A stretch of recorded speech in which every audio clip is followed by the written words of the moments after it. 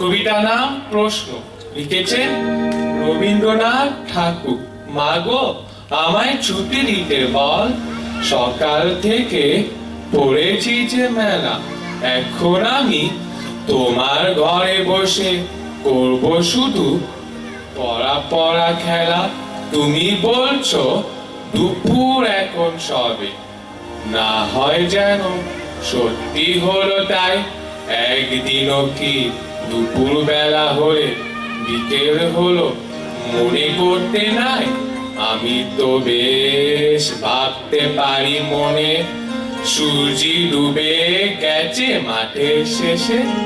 বাগদি বুড়ি চুপড়ি ভরে নিয়ে শাক তুলেছে পুকুর ধারে এসে।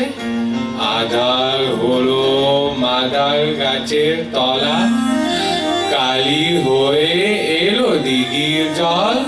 হাতে থেকে সবাই এলো ফিরে, মাঠের থেকে এলো চাষির দল। মনে কর না উত্র সাজের তারা, মনে কর না সন্ধে হলো যেন রাতের বেলা।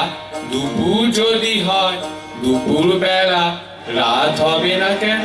নমস্কার। সমস্ত